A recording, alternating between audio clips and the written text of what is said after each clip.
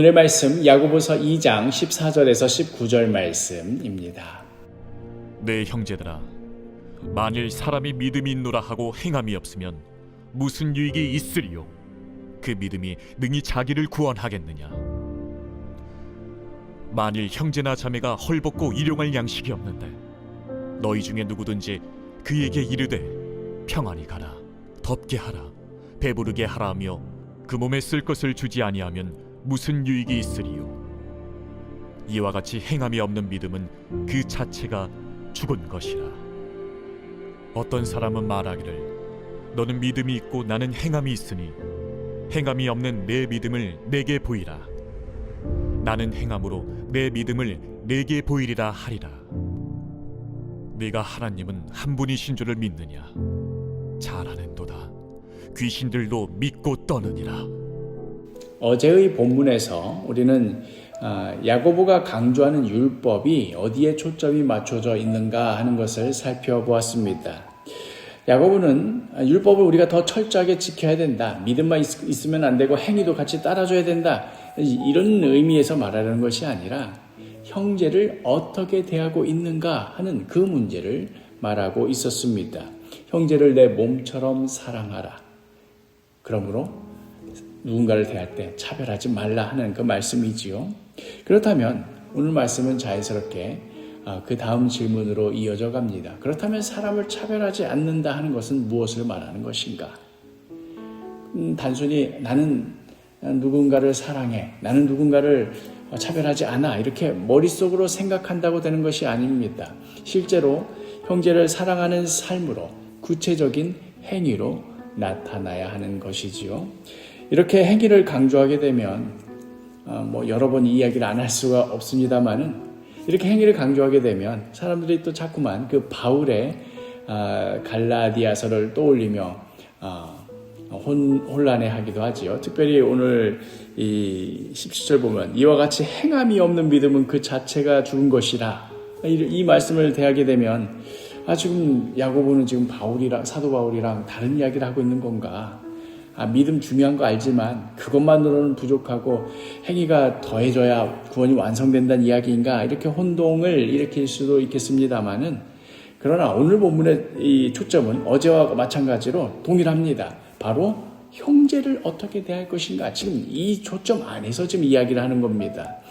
우리가 어떻게 구원받을 것인가 하는 것은 이미 깔고 가는 전제로 시작하고 있습니다. 이미 야고보는 그 1장에서 하나님께서 우리를 진리의 말씀으로 낳으셨다, 이렇게 말씀하고 있습니다. 야고보서 1장 18절. 그가 그 피조물 중에 우리로 한 첫 열매가 되게 하시려고 자기의 뜻을 따라 진리의 말씀으로 우리를 낳으셨느니라. 지금 야고보서는 우리가 어떻게 하면 구원을 받을 수 있을까? 지금 이것을 고민하고 있는 것이 아니라 이미 하나님의 자녀가 된 사람으로서 우리가 어떻게 살아가야 할 것인가? 지금 이 관점에서 이 편지를 쓰고 있는 것입니다. 그러므로 지금 오늘 본문에서 말하고 있는 이 믿음은 우리가 어떻게 구원받을 것인가, 받을 수 있을 것인가 하는 그것을 설명하기 위한 믿음이라기보다 구원받은 하나님의 자녀가 어떠한 모습으로 살아갈 것인가 하는 그 믿음입니다. 야고보서 1장에서 말했던 그 경건이 이 2장 안에서는 형제를 사랑하는 삶으로 드러나야 하는 것이지요. 그래야 야고보는 어떻게 형제를 사랑할 것인가, 어떻게 우리가 차별하지 않고 대할 것인가에 대한 한 가지 예를 듭니다. 오늘 보면 15절과 16절. 만일 형제나 자매가 헐벗고 일용할 양식이 없는데 너희 중에 누구든지 그에게 이르되 평안히 가라, 덥게 하라, 배부르게 하라 하며 그 몸에 쓸 것을 주지 아니하면 무슨 유익이 있으리요? 지금 야고보는 지금 앞에서부터 계속 이어져 오고 있는 이 지금 논지를 계속 이어가고 있는 겁니다. 부자는 높이고 가난한 사람은 깔보는 그 모습에서 나아가 오늘은 더 구체적인 모습으로 제시됩니다. 형제가 굶주리고 있는데 거기다 대고 평안히 가십시오. 좀 배불리 좀 드십시오. 주님께서 채워주시겠지요.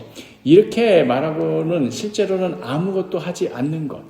이것은 입으로는 사랑을 말하지만 삶으로는 사랑하지 않는 것입니다. 이게 대체 무슨 유익이 있는가? 야고보는 묻고 있는 것이지요. 믿음은 바로 이러한 지점에서 드러난다 하는 것입니다.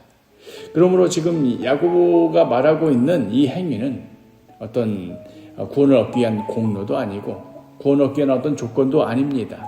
형제를 사랑하는 삶입니다. 복음이 내 삶 가운데 실제로 드러나는 그 모습입니다. 바로 그 맥락에서 아까의 그 17절을 말하는 것이지요. 이와 같이 행함이 없는 믿음은 그 자체가 죽은 것이니라. 살아있는 것은 반드시 움직이게 되어 있습니다. 생명이 있는 것은 반드시 그 살아 움직이는 것이 드러납니다. 믿음도 마찬가지입니다. 참된 믿음은 반드시 사랑으로 드러납니다. 그래서 야고보는 마지막에 이렇게 충격적인 말을 더하는 것이지요. 19절에 내가 하나님은 한 분이신 줄을 믿느냐? 잘 아는도다. 귀신들도 믿고 떠느니라. 귀신들도 하나님 한 분인 거 안다. 귀신들도 예수님이 누군지 안다. 그러나 그들은 하나님 뜻에 순종하지 않습니다. 그들은 형제를 사랑하지 않습니다.